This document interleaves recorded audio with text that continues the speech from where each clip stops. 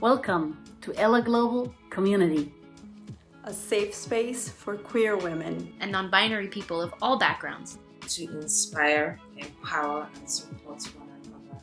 We are really excited for you to join us in creating our dream. A global home for the community. A place to belong, to be yourself, and connect with people like you. A place to spark connections. Share experiences and stories. And join meaningful conversations. Feel free to try everything. Join our groups and events. And give us honest, critical feedback. This pilot is a test version where we want to try things out and learn about your wishes. Your voice matters. And we cannot do this without you. No idea is too outlandish. What is your dream for this community? Let's build it. Together. Together. Together. Together.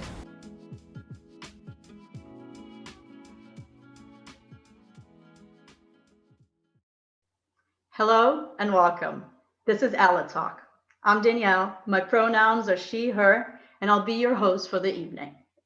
I'm delighted to welcome those of you who are coming back, as well as those of you who are here for the first time. Before we begin, please take a moment to notice two boxes on the bottom of your screen. One is the chat box where we interact, and the other one is the Q&A box. Questions for our guests should go in there. We'll get back to those 10 minutes before we end the talk. What a great pleasure it is to introduce tonight's moderator, Hilde Atalanta. Hilde is a queer and gender studies mastermind. She's also the founder of Frammenti, a trans feminist queer and artistic collective in Milan. Those are the facts. Also facts, she's Ella's country director for Italy and the head of content for this very pilot. But I would also like to add that Hilde is one of the most generous creative minds I have ever worked with. She's someone any of us would be lucky to call a friend. If you haven't interacted with her yet, look for her in the Ella platform. Start a conversation. You'll thank me later. She's one of those people whose brilliance and generosity just makes everyone around her look and feel that much better. Hilde, thank you so much for being here with me. And now to our special guest. Such an honor just to be talking about them. Hilde Atalanta has managed to make activism beautifully powerful. But so much more than that, they touch people in a way that many of their followers and admirers want to be in their work, a form of art that makes people feel less alone. Hilde is an illustrator and painter living and working in Amsterdam. Their work revolves around gender identity, sexuality, and inclusivity. In Hilde's work, many of the characters have a softness and vulnerability in their expression. Creator of two amazing projects, the Vulva Gallery, focused on body positivity and sexual health education, and the You're Welcome Club, focused on body diversity, positivity, and inclusivity. Hilde told us they love walks, listening to podcasts, and music. The podcast they can't stop listening to is called Multi Amori. Add to all that talent the fact that they also cook just makes my heart warm. Hilde understood how life-changing it can be to recognize yourself in someone else's story and offer that to the world.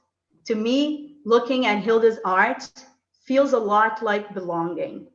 Thank you, Hilde. Hilde, can't wait to hear more. Wow, Dani, thank you for that incredible introduction. Hello, everybody.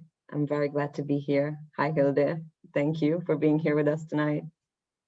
Hi, thank you for having me, and thanks for that amazing introduction. I wish people would introduce me like that every morning to the world. Same, absolutely same. Dani, we need an alarm for that in the morning, definitely.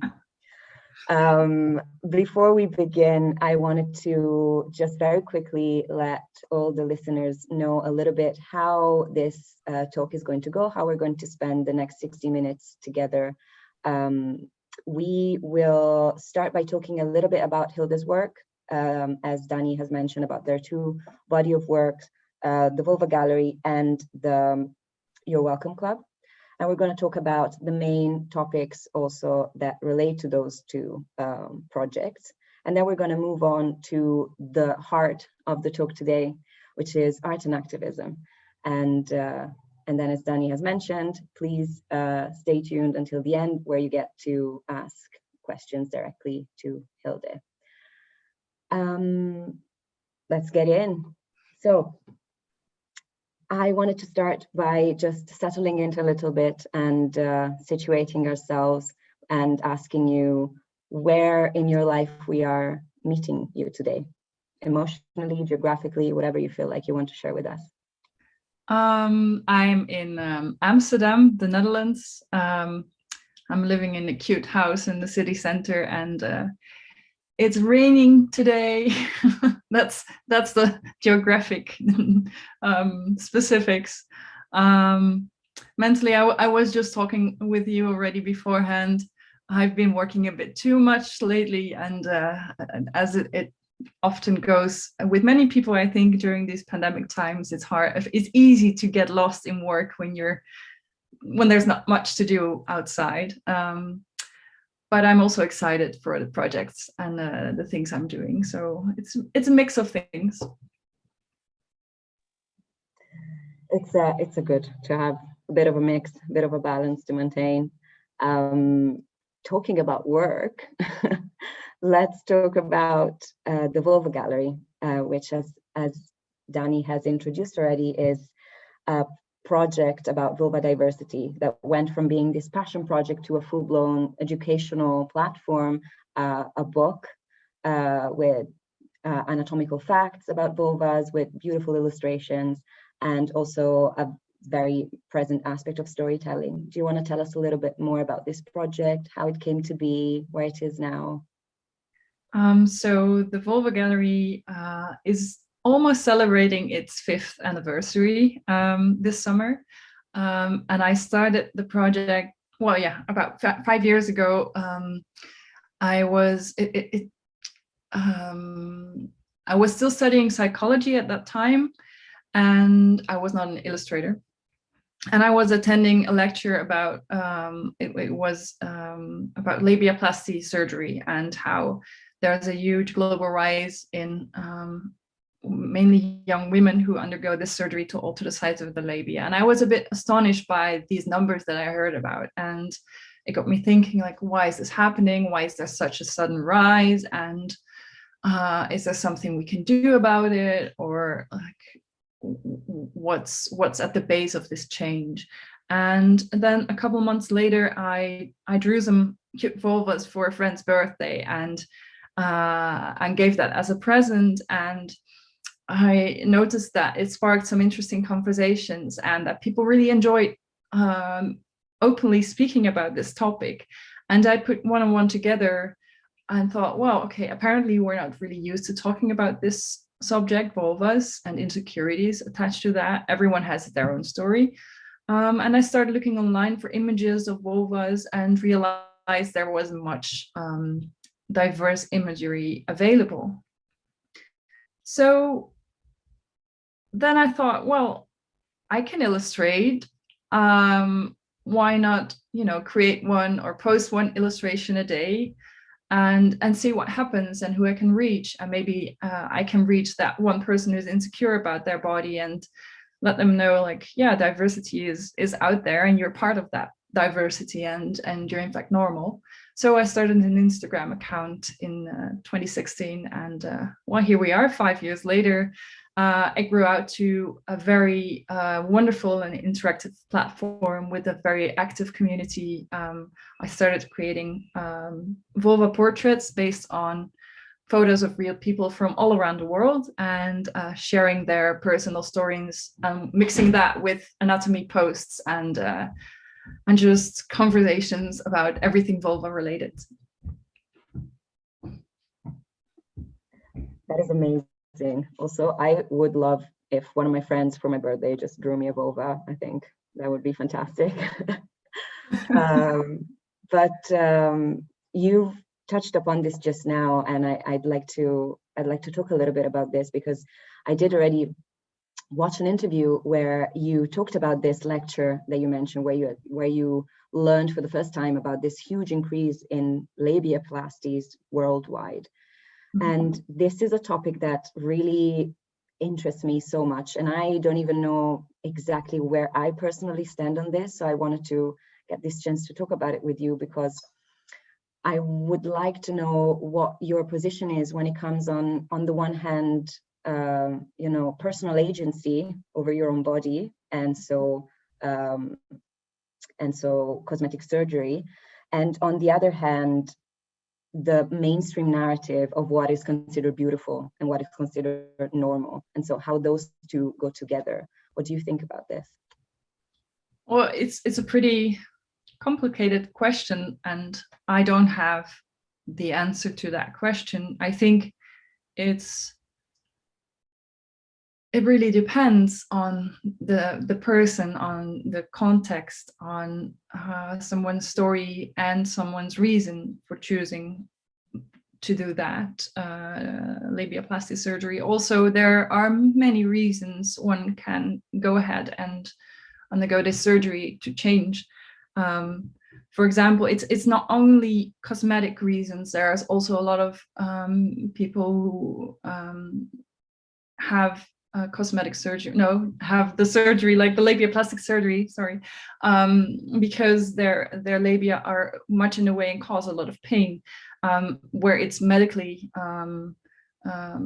based. The decision is medically based. And first and foremost, I'm very pro-choice about anything about your own body. If you want to change something, please go ahead. I'm not there to stop you. I'm not going to tell you labiaplasty surgery is bad, period. I am just challenging the idea that we should change our bodies to match a certain beauty standard, and that we should change our bodies in order to be worthy or valid or loved. And I can't stand that so many of us feel so suppressed or so bad because of what they learned from like popular media or magazines or peers, and then do this, like it's hard to put it into words. Like, I can imagine you feel so much pressure, and that feels like the only way out. But the fact that people are feeling so much pressure, I have an issue with that. And I feel that we need to challenge that. And I feel that there is a solution for it, because lots of these things are kind of fashion, like big boobs were in for a while, then bigger butts were in for a while. Now, Barbie vulvas, I hate that word, but they seem to be trending in some cultures, not all, because it seems to also be a cultural thing. And I just think we need to make informed decisions. And it feels like many young individuals growing up don't have the tools available to make that informed decision. They don't have sexual health education available that is inclusive and diverse, also in imagery, and to get that backpack filled, and then to go into the world, and then to see, okay, this works for me, this doesn't work for me, I do want or I don't want to alter my body. So yeah, am I against labiaplasty surgery? Not per se. And also, yes, for all the reasons aforementioned. I think it's in the end everyone's own decision, but that decision should be very much informed. That was great. I think I definitely agree that context is always essential, and everybody's position is different. But in general, we definitely need more representation and more visibility, and a sexual education that is inclusive and that doesn't leave people out and doesn't focus only on the negative aspects of things or the dangers. So definitely.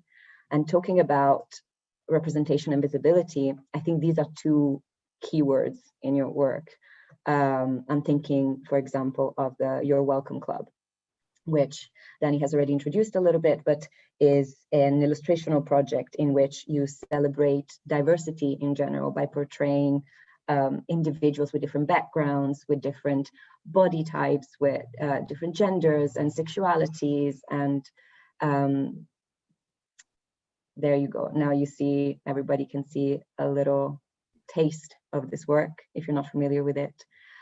And when it comes to, you've already touched a little bit upon this, but I'd love to talk a bit more about it and ask you what you think the importance of representation is, both from a political point of view, and I think you've already elaborated a little bit on that, but also from a personal point of view, your experience with representation, with your need for representation, from your own experience.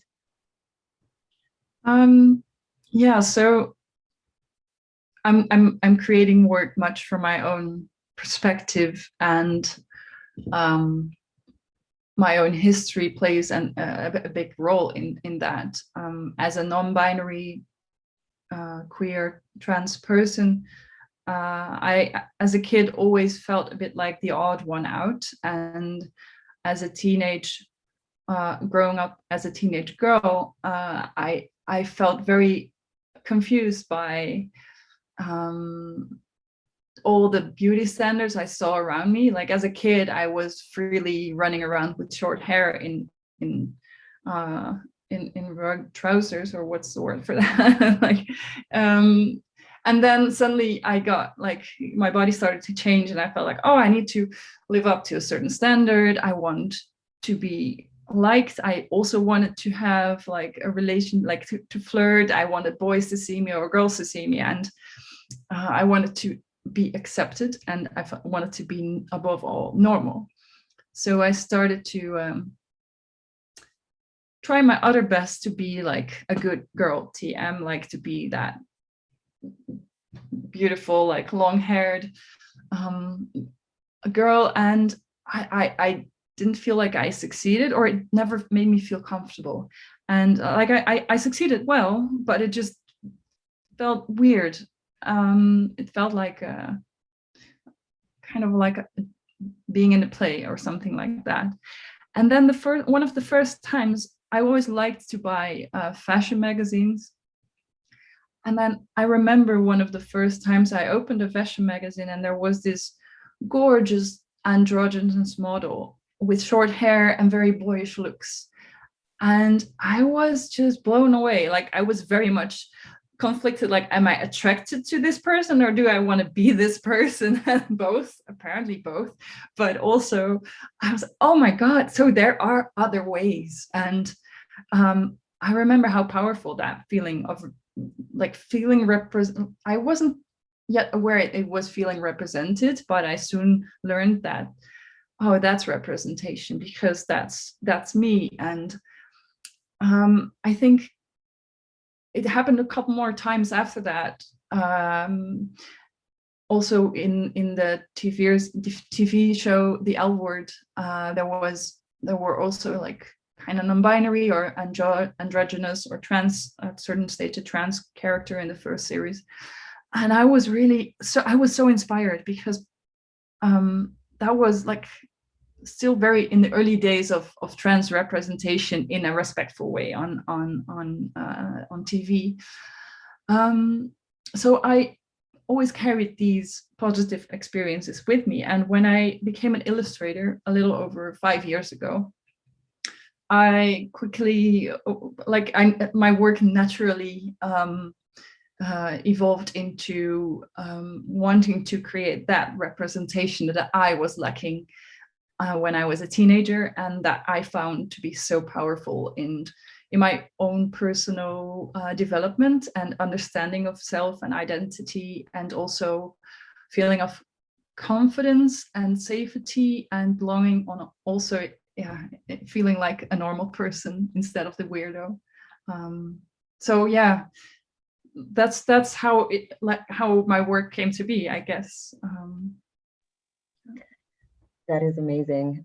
Something that you said really struck me. You said that you didn't feel that you succeeded in being a girl. And I wonder if anybody ever feels like they succeed in being a girl or a boy or anything in between, because it's very hard to fit into those molds.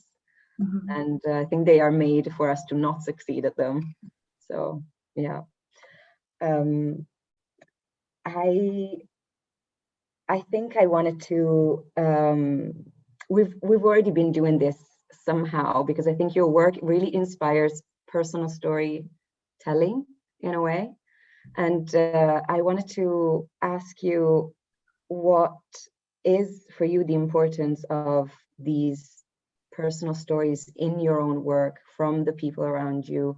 And if you think that in a way, and this is a thought I had when really I was researching your work, and I was a fan already of yours before this talk tonight, but I'm wondering if this element, this incorporation of stories of own experience in your work makes your art almost participatory in a way. Do you live it in this way? Do you feel this aspect of it, or don't you? I think the Vulva Gallery wouldn't be what it is today without the community and the stories they share and the interaction they have with each other and I with them. The Vulva Gallery wouldn't be what it is without all the shared stories and the vulnerability that is like so on the surface and also makes it as strong as it is. And also with Your Welcome Club, I started sharing personal stories.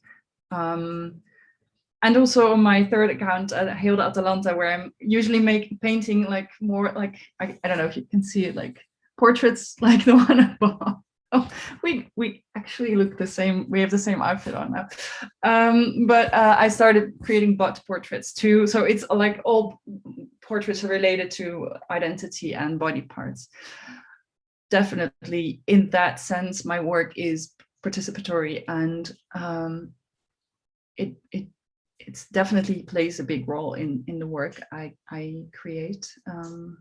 What was your question? Like, did I answer your question already? It was a long. You did. I'm sorry. It was a long question, but you did. I wanted to know what the role that the stories played in your work. Very, very big. Yeah, and also I feel that like when I just started creating the Vulva Gallery, I started it out like painting vulva portraits, sharing one, like painting vulva illustrations, sharing one illustration a day based on my knowledge of anatomy and variations on that.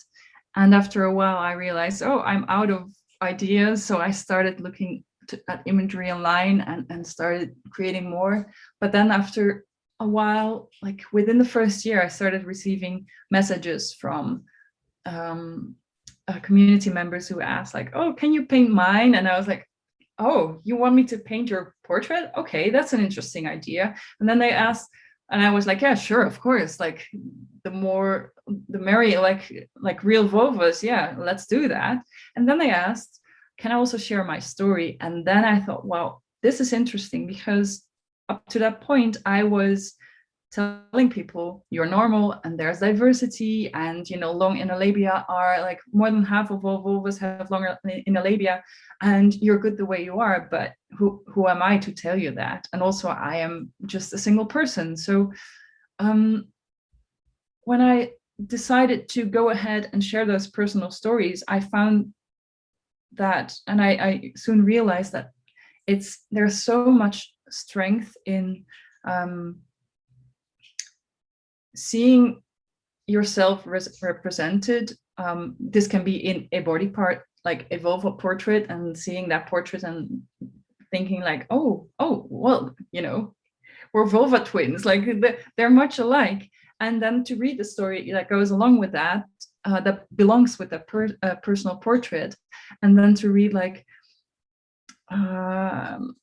I feel very insecure about this body part, or I have felt really insecure and I overcame this insecurity, and it's possible to overcome that or to start accepting yourself. Or I mean, the scope of story content is really, really broad, but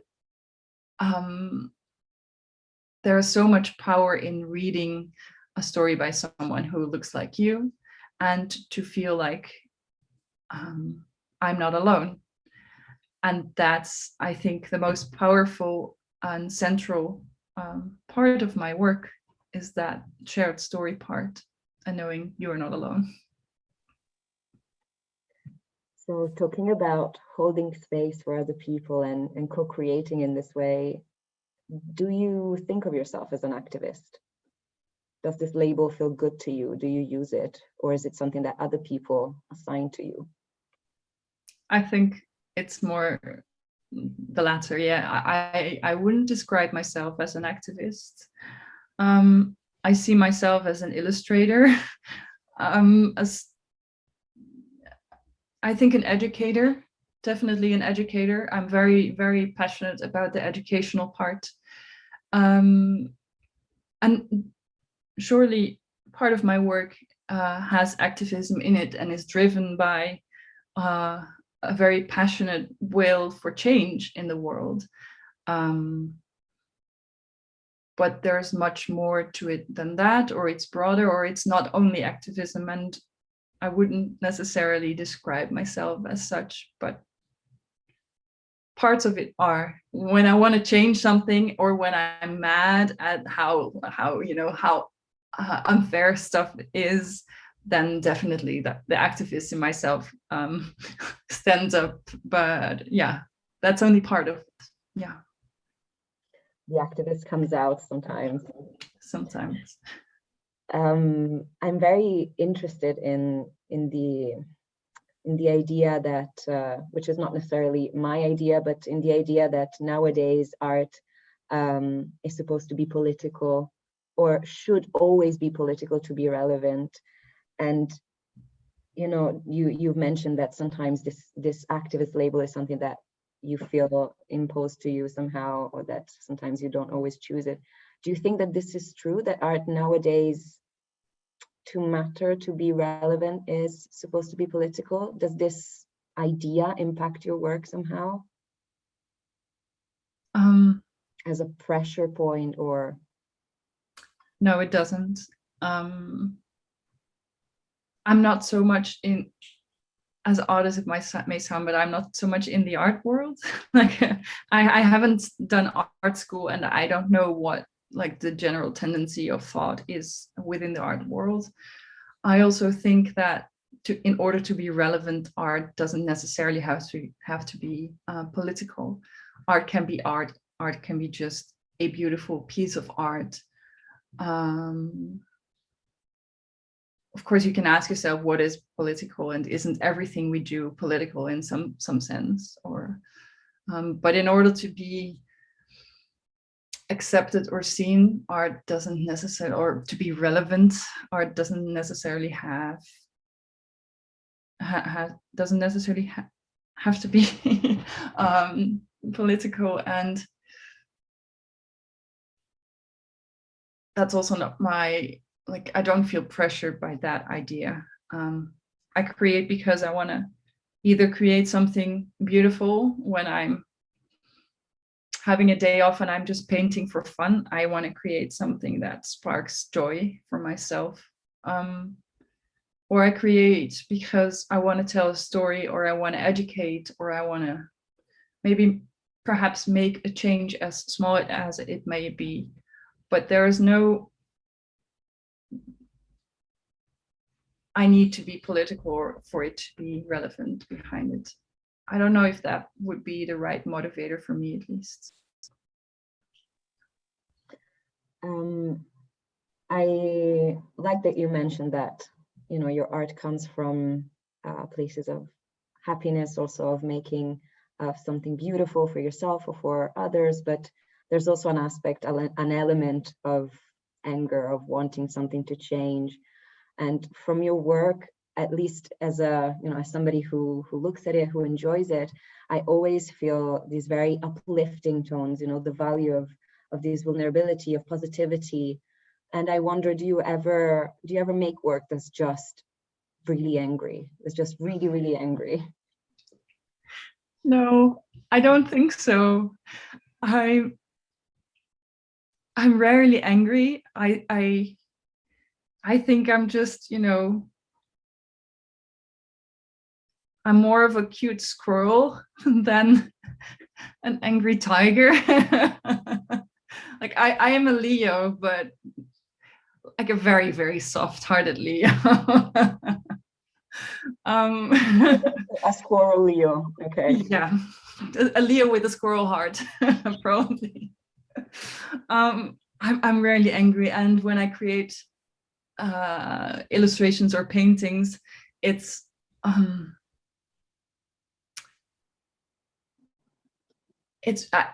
no. Sometimes it's out of frustration that I create something. Like I want to change. I want to see a change in the world. Like, stuff is unfair. I need to create representation, but it's not like I'm angry and that's why I make this painting. And when I'm painting or when I'm creating illustrations, often it's also trying to escape from a world that is angry, or like I do paint when I'm sad, or I like work that I make is sometimes related to sadness or imbalance in mental health. But art that is angry is not made for me. No, it's more I want to, like, I want my work to be uplifting and to be inspiring. Not that that's my goal. Like I'm not like, oh, Elena, I make this to inspire you, but I want to, you know, create the illustrations that at least make me happy, and that create, like, for example, with your Welcome Club, I want to partly it's very much I want to represent everyone as much as I can, or as best as I can, but also I want to create a world that is a kind of utopia to me, like something that makes me happy when I'm having a bad day. And also I want to show that part of the queer community or the LGBTQIA plus community that isn't often shown. And you know, often when we're represented in mainstream media or in like movies, it's the sad stories, and it's like the bad stories or the struggles, and there's so much more to our queerness than just a struggle, and we're so much more than just the queer person. And you know, I want to show that radiance and that love and that strength, and that's what I want to create. And that's very much driven by positive feelings more than everything. Yeah, I think it definitely succeeds, because honestly, when I look at your work, this is exactly what I personally perceive, this vulnerability, and I feel really uplifted. And yeah, and also I wanted to reflect also together on this, because definitely the You're Welcome Club is a work that tends to really, at least as I perceive it, really showcase also how not everything is supposed to be political. We touched a bit about this, but I remember in particular an illustration of yours where body hair is represented, and I think the visual text on the side is something like body hair shouldn't be political. Correct me if I'm butchering it, but I think this, at least for me, was something that was so beautiful to see as well, because I really underestimated the amount of rejection and hate that simple body hair could provoke in others. Why do you think we still, at least in our Western beauty standards, we're still there's this hate still so much anchored in towards body hair, especially, I think especially on femme bodies? What do you think about this?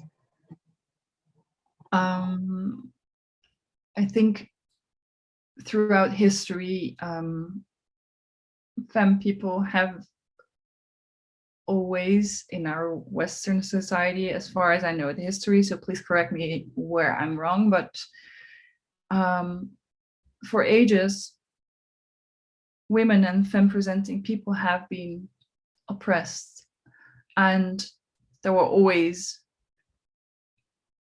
perhaps other like themes attached to that.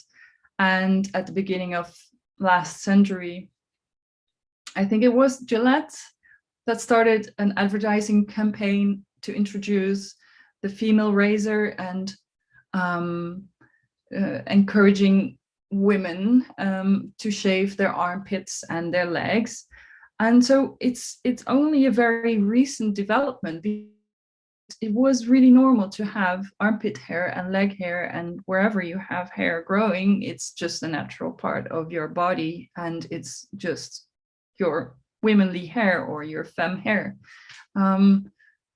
So yeah, where that hatred came from? Well, from a very good advertising campaign that changed the way we looked at how femme people present themselves.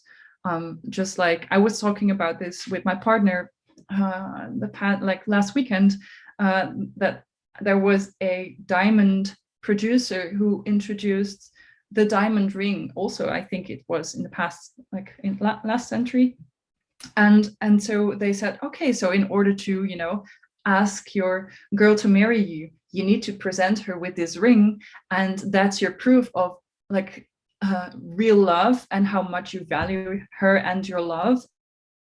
And without that ring, it's a shitty proposal. So now everyone is all about that big chunk of diamond.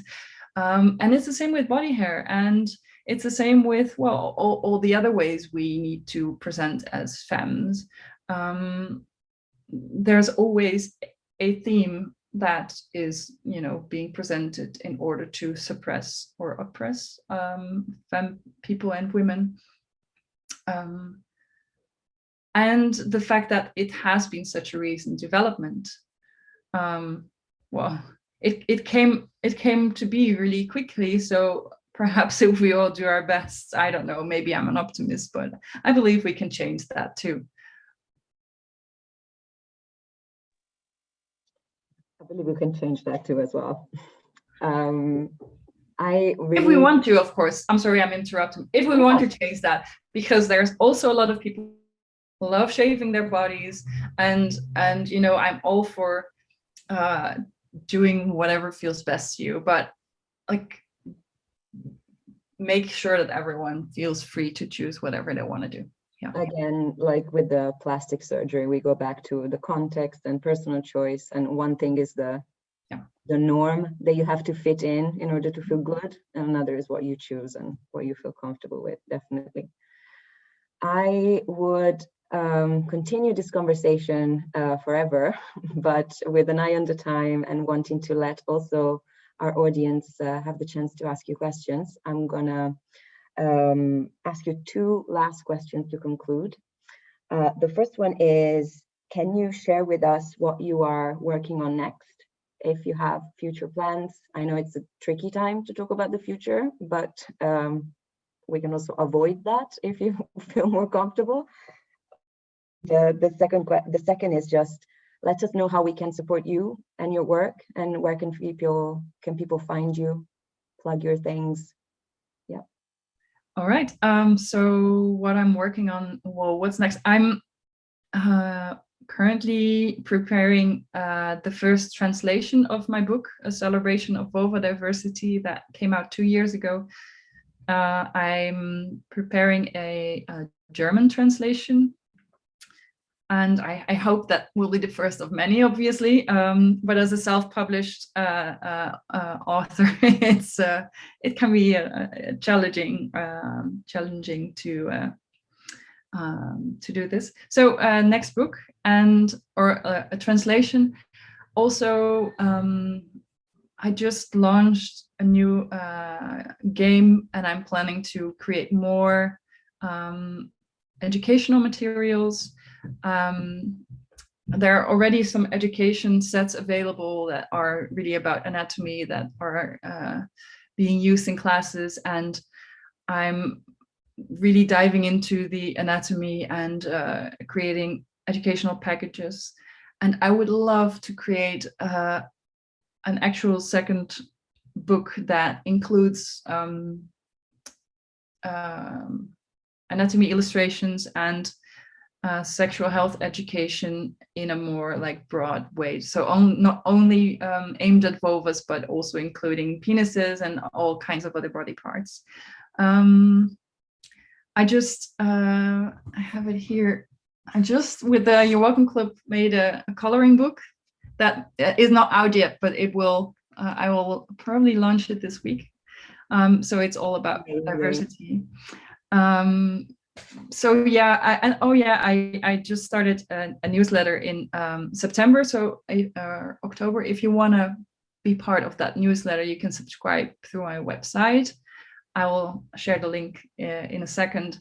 And I started a Patreon page a couple of months ago, where I'm diving more into anatomy, and I'm sharing everything also in order to escape the dance of restrictions and guidelines on Instagram.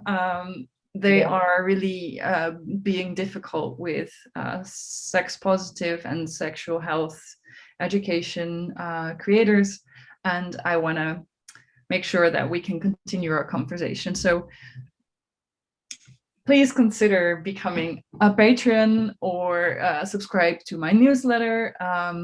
Share my work. That's definitely a way to also like share it with your family and friends, with your parents, like why not, with your siblings, and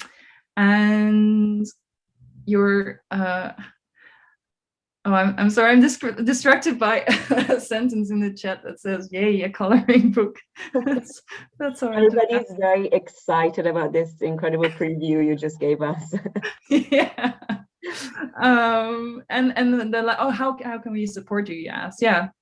So yeah, you can support me by buying my book, buying the games, buying the educational materials.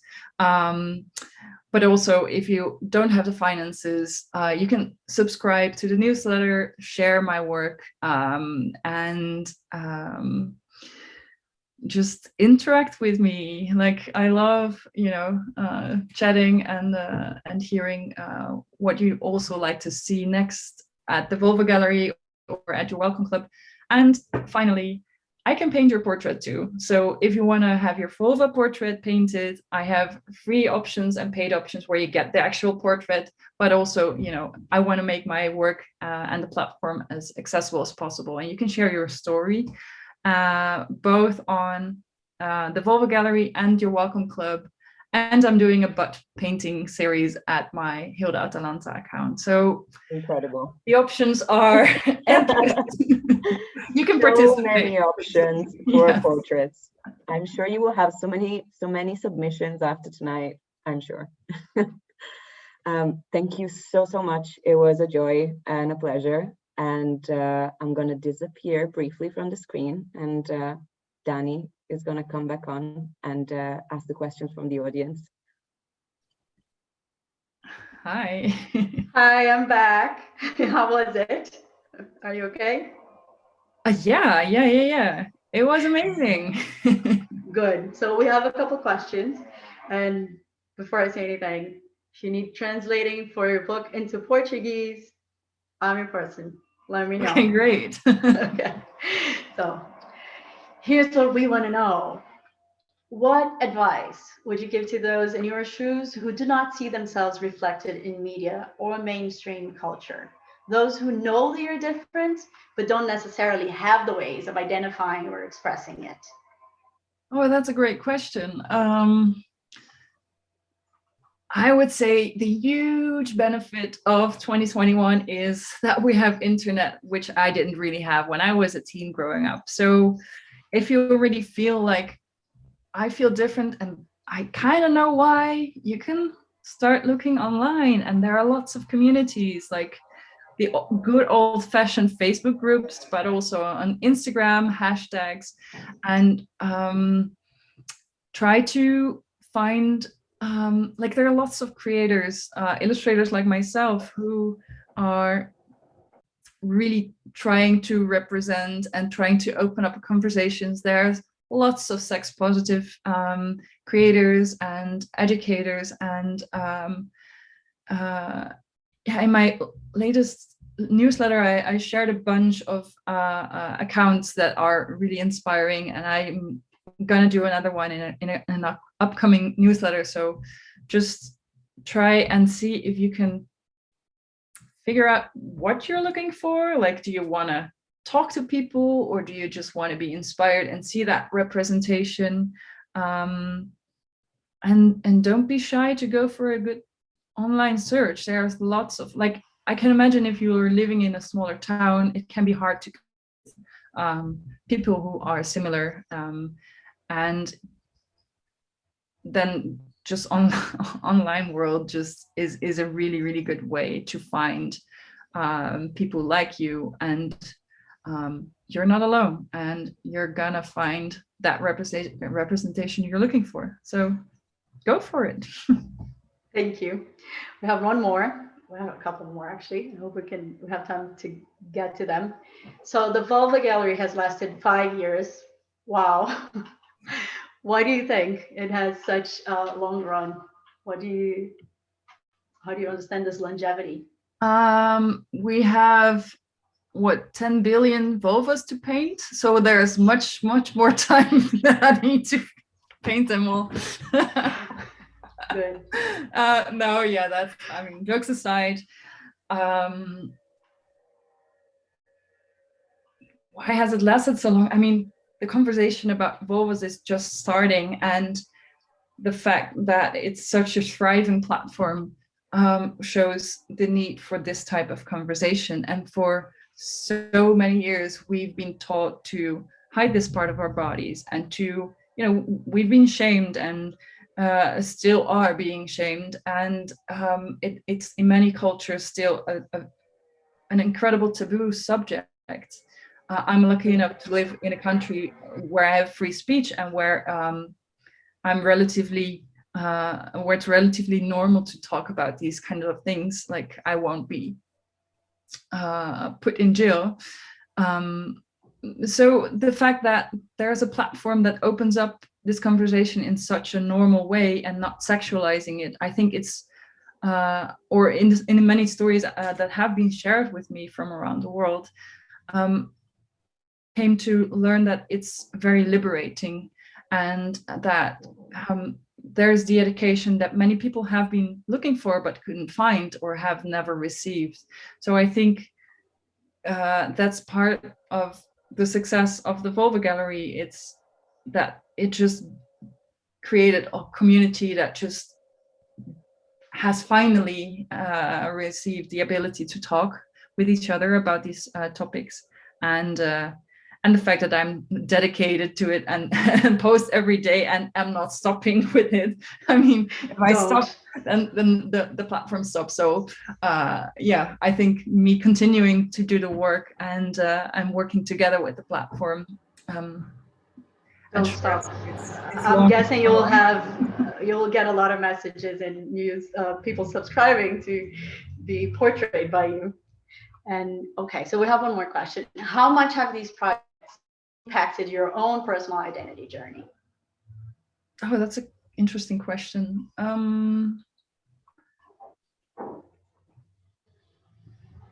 I think when I started with the Vulva Gallery, I was pretty confident about that part of my body, but definitely learning about all the different types of stories related to it,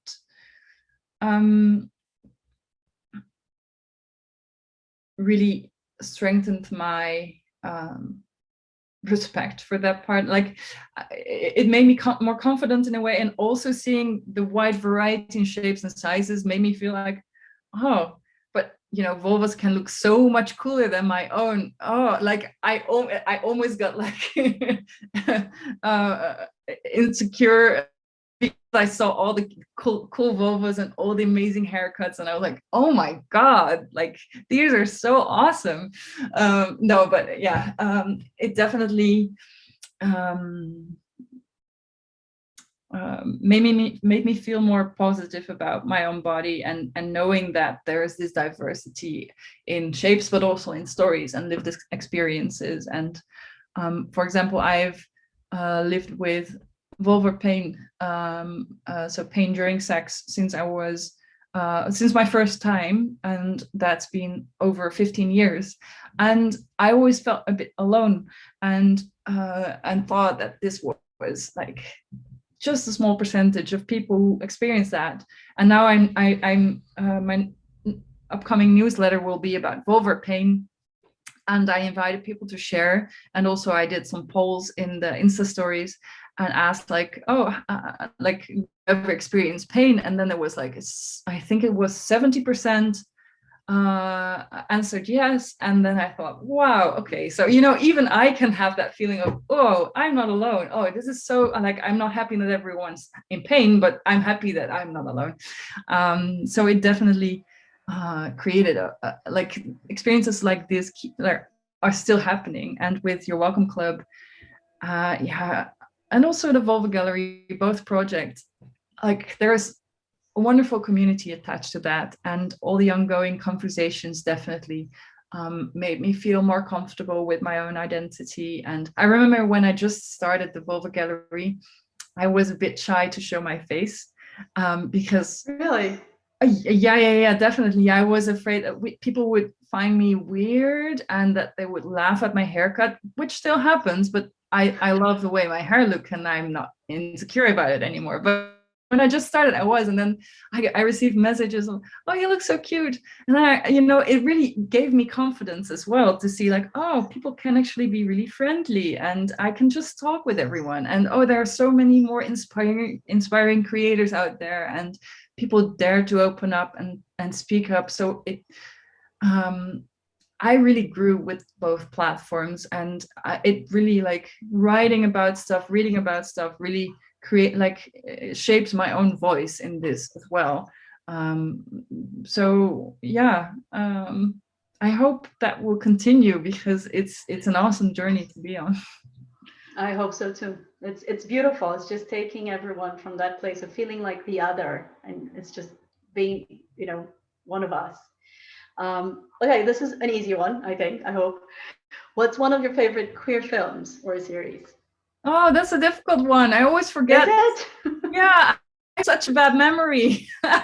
People always ask. You can tell us later. Like, these conversations, oh, what's your favorite music? Or what's your favorite, like, let me think about that one. My favorite queer film. I have to get, like, is there a way that I can enter this answer afterwards? Yes. I'm gonna think about it. Yes. Well, we hope you become a member in the ALA platform, and then you can chat with all of us. That would be great. Cool. Okay, we have one more, and it's thanks for sharing yourself with us tonight. It's amazing to hear about your work, and especially to learn about how your work all came to life from your background in psychology. What have you found you're most inspired to paint these days? What? What are you most inspired to paint these days? What am I most inspired to paint these days? Butts. I'm sorry, I'm sorry. But you did say that, that's true. And vulvas. But yeah, I a few weeks ago I started this butt portraits painting series. I just discovered oil paint, and I love oil paint. But as I told to you before the event, I'm a bit like overworked and a bit short in time, and I don't really have free time. So I decided I need to do tiny paintings so that I can finish them in one session. And I thought, I want to paint butts, and then what's better than doing that, accompany them with stories, and you can submit your butt photo. And I'm really enjoying the butt painting. That is so cool. I was going to ask you, do you want your direct messages to be flooded with vulvas or butts after this, once we're done here? Share everything, like also for your welcome club, like it's a totally different style. Like I like the variety, like I like the the representation of diversity in my work, but also in style, and to mix it up and like do the vulvas one day and then do the full body portraits or the butts. I like illustrating so much, so I cannot. Well, you asked for it, so I'll ask you in a couple of days how that went after this talk. Oh yeah. Before I let you go, I just want to share this that I thought was beautiful. Someone sent a message saying that they love your book, and they've shared it with daughters and sons, with the daughter and the son who also loved it, and just mentioning how the word vulva was not used in school. And this person's kids, they started using it. And today, because of your book, even their mother uses the word vulva. And I thought you would like to hear that. I just shared that with you. Oh, that's so amazing. Thanks for sharing. Oh, that makes me happy. It's funny because before I started the Vulva Gallery, I didn't really use the word vulva. And I felt like it was like such a old dusty word from the 60s that, you know, your aunt would use perhaps, and it would be like, oh yeah, you know, it's like a vagina. And then I started the Vulva Gallery, and I looked into it and thought, yeah, no, it shouldn't be the vagina gallery. Like, I'm painting vulvas, so let's call it, like, let's bring back the vulva, let's bring back that word and normalize it. And the more you say it, the more normal it's a cute word, like it's a nice word. Like, why won't we say that? And why would we, you know, just use the vagina, which is it's even the invisible, like, we've been brought back to like that hole for like so many centuries. Like, let's celebrate that we are so much more than, you know, that hole. And I mean, it can be a wonderful hole, it can do a lot for us, but there's so much more to it. So I love that this person is also like with their kids. That's and the mother. And their mother, yeah. So we're coming to the end. I just want to thank you so much. Elena, you rocked. Hilde, it was such a pleasure listening to you. And to everyone here, we've heard it from Hilde. Let's bring the vulva back. We're with you, mothers, daughters, and sons. And I think we're done for today. Just thank you so much for being here. Make sure you let us know if there's anything we could have done better. And we'll see you soon. Goodbye. Thanks so much. Thank you so much. Bye. Thank you.